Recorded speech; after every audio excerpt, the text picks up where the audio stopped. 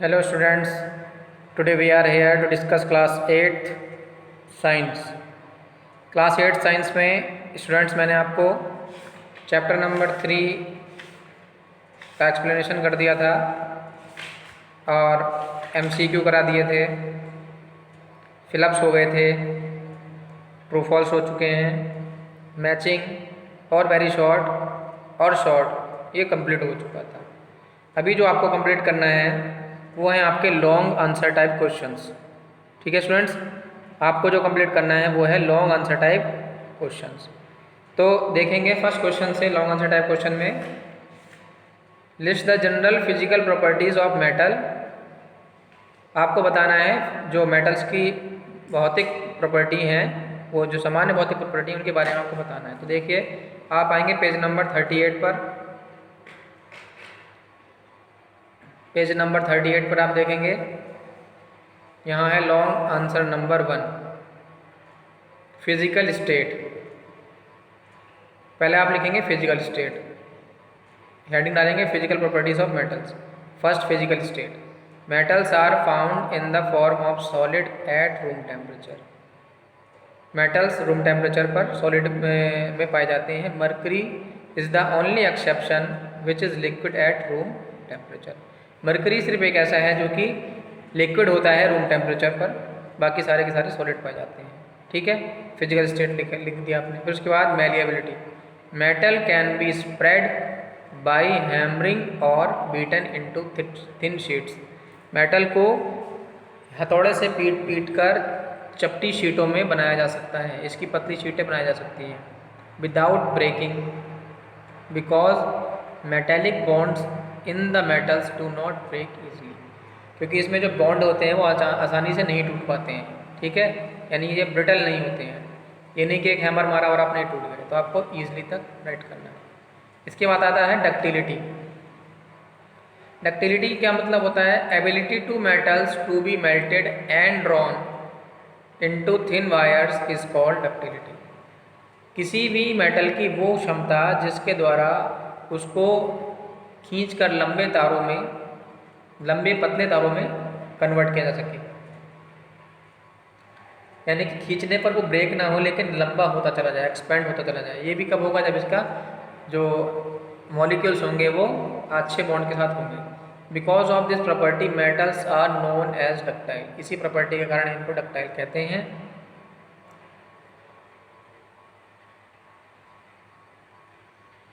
Like in malleability, the strong metallic bonds are responsible for this property. Like in malleability, malleability के जैसे ही strong metallic bonds इसके लिए जिम्मेदार होते हैं। Property as the metals atom do not separate easily, जिससे कि ये इसको अलग अलग नहीं कर पाते हैं और ये पूरा का पूरा एक तार बना रहता है। यानी कि बारीक से बारीक तार में ये कन्वर्ट हो जाता है लेकिन ये टूटता नहीं है। ओके स्टूडेंट्स, तो आप इसको इजीली तक राइट करेंगे। इसके बाद आता है डेंसिटी। डेंसिटी मतलब घनत्व। Density of metal is high. Metals की जो डेंसिटी होती है वो ज़्यादा होती, क्योंकि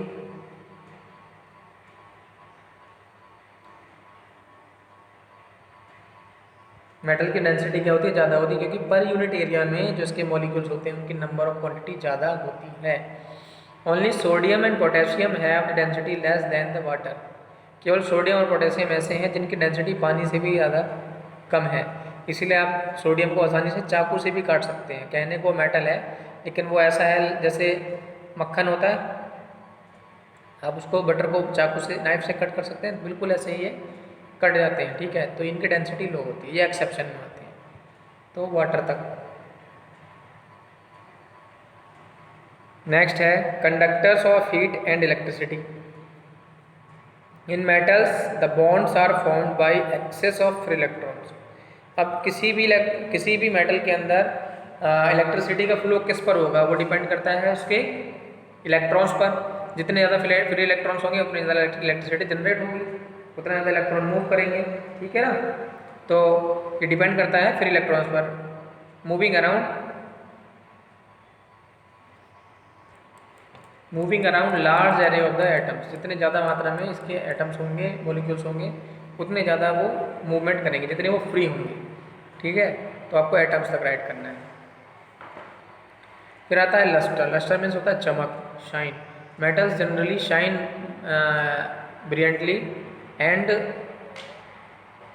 brilliantly and can be highly polished. ये बहुत ज़्यादा शाइन करते हैं और ऐसा दिखाई पड़ता है जैसे कि इन पर हाईली पॉलिश की गई है। तो लस्टर का मीन्स है मेटल की शाइन। तो आपको राइट करना है शाइन तक, वो पॉलिश तक। फिर आता है टेंसाइल स्ट्रेंथ। टेंसाइल स्ट्रेंथ में दोनों आ जाते हैं, मेलिएबिलिटी भी आती है, डक्टिलिटी भी आती है। Due to their ductility and the malleability properties metals are very strong and they can bear a lot of strain without breaking। बिना टूटे ये इनके जो है सहने की क्षमता होती है। ये पतली चादरों में भी लंबे हो सकते हैं और खिंच करके तार भी बन सकते हैं। तो ये टेंसाइल स्ट्रेंथ में आता है। This property is called the tensile strength. इस प्रॉपर्टी को क्या बोलते हैं? टेंसाइल स्ट्रेंथ बोला जाता है। ठीक है, ब्रिटलनेस आपको नहीं करना है। फिर आते हैं 9th पे melting and boiling points. All metals other than mercury, lead and sodium and potassium have high melting and boiling points. केवल सोडियम, पोटेशियम, मर्करी और लेड को छोड़ करके, ठीक है, बाकी सबके जो मेल्टिंग पॉइंट्स होते हैं वो हाई होते हैं। ठीक है। सॉल्युबिलिटी में राइट करेंगे pure metals are insoluble in solvents like water और in any organic solvents. Metals can be dissolve only in acids. क्या होता है कि प्योर मेटल्स इनसॉल्युबल होते हैं सॉल्वेंट में, किसी में भी घुलनशील नहीं होते, घुलते नहीं हैं। और क्या है कि लाइक द वाटर और इन एनी ऑर्गेनिक सॉल्वेंट, ना ही किसी पानी में ना ही और किसी घुलने वाले घुलनशील पदार्थ में ये घुलते नहीं हैं।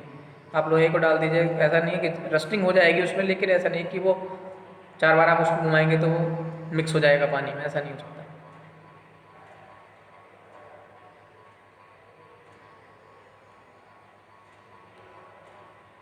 अब आता है सोनोरस। सोनोरस का मीन्स है साउंड से। Metals make a characteristic sound when hit with an object. Metals में से एक विचित्र प्रकार का की आवाज़ निकलती है, अलग अलग आवाज़ निकलती है जब इसको किसी ऑब्जेक्ट से हिट किया जाता है। तो यही इसकी सोनरस प्रॉपर्टी होती है। तो स्टूडेंट आपको समझ आ गया होगा, ये मेटल्स की कुछ फिजिकल प्रॉपर्टीज़ थी जिनके बारे में हमने यहाँ पर डिस्कस किया। ओके स्टूडेंट, देखिए नेक्स्ट क्वेश्चन है। नेक्स्ट है how do metals react with acids, give at least 3 examples. Metals acid से कैसे रिएक्ट करता है, इसके 3 एग्जाम्पल के साथ बताना है। तो लॉन्ग क्वेश्चन नंबर 2 देखेंगे। Metal reaction with the diluted acids. पहले आप लिखेंगे most metal react with dilute acid sulphuric and hydrochloric acids by replacing hydrogen and forming a salt, hydrogen gas released. क्या होता है जब मेटल्स एसिड से reaction करते हैं तो होता क्या है, सॉल्ट बनता है और साथ में हाइड्रोजन गैस रिलीज होती है।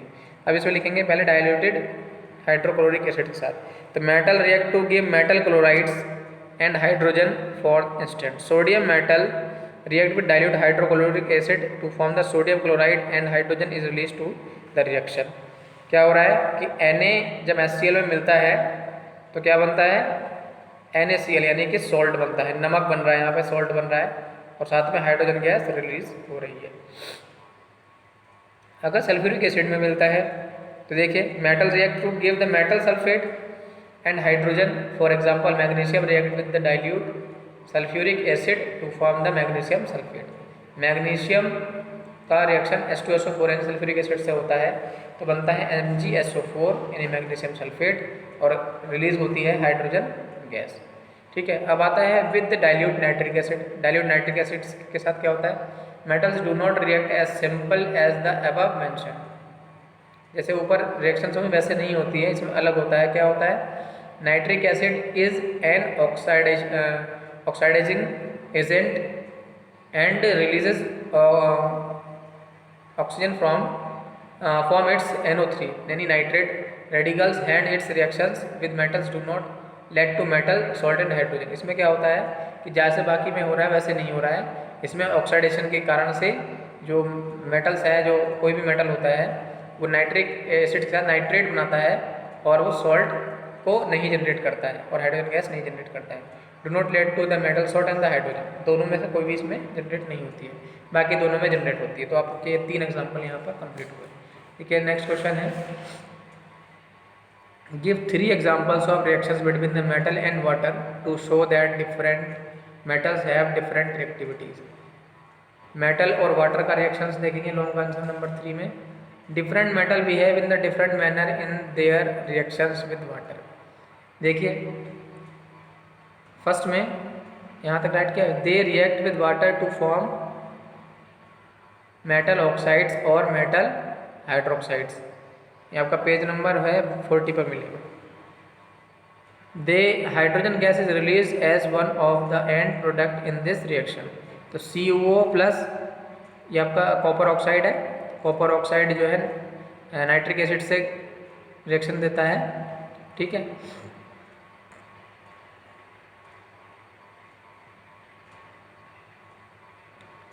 तो ये हो जाता है आपका कॉपर नाइट्रेट और वाटर अलग हो जाता है। ठीक है, अब अगला देखिए, sodium is highly reactive metal and react with water at ordinary room temperature. Sodium forms NaOH and when reacted with the water and nitrogen and hydrogen gas release. अब Na और H2O का रिएक्शन होता है, दोनों का reaction होता है, क्या आता है NaOH और हाइड्रोजन गैस इसमें से रिलीज हो जाती है। सोडियम प्लस वाटर तो NaOH और हाइड्रोजन गैस रिलीज हो रही है। ठीक है, ये हो गया। अब आप एक ये बता देंगे, इसको भी बता देंगे आप, magnesium reacts, magnesium react slowly with water and the room temperature but react with hot water easily to form the MgO। क्या होता है कि अगर ठंडा पानी लिया तो धीरे धीरे रिएक्शन करेगा, लेकिन अगर आप उसको हॉट वाटर लेते हैं तो वो तेजी से रिएक्शन करता है टू फॉर्म द MgO। क्या बनाता है? MgO बनाता है जब बॉइलिंग वाटर लेते हैं और हाइड्रोजन गैस अलग कर देता है। ठीक है, ये भी आपका हो गया। इसके बाद यहाँ ले लेंगे Fe रिएक्ट यानी iron, Fe react with water even more slowly than Zn से भी बहुत धीरे धीरे रिएक्शन करता है। Iron only react with water when it is heated to a red hot condition and stream has to be introduced for Fe to react with water, steam, iron oxide Fe2 plus and Fe3 plus and hydrogen are formed। Fe और पानी को मिलाते हैं तो क्या बनता है? Fe2O3 Fe3O4 यानी आयरन ऑक्साइड और हाइड्रोजन गैस रिलीज हो जाती है। ठीक है, तो ये इस तरह के आपके 3 पॉइंट्स हो गए जो कि रिएक्शन विद वाटर के हैं। मेटल्स के साथ अलग अलग रिएक्शन देते हैं। यहाँ हाइड्रोजन गैस रिलीज हो रही है, यहाँ भी हाइड्रोजन गैस रिलीज हो रही है और यहाँ भी हाइड्रोजन गैस रिलीज हो रही है, लेकिन बनने वाली जो मटेरियल्स हैं वो अलग अलग हैं। ठीक है स्टूडेंट्स, तो क्वेश्चन नंबर 4 आपको नहीं करना है। क्वेश्चन नंबर 3 क्योंकि 4 का जो पार्ट है वो फिजिकल स्टेट्स में कंप्लीट वैली हो चुका है तो उसकी कोई नीड नहीं है। तो ओके स्टूडेंट्स, ये क्वेश्चन आप अपनी फेयर नोटबुक में कंप्लीट करेंगे और इनको प्रिपेयर करेंगे। Okay, good bye.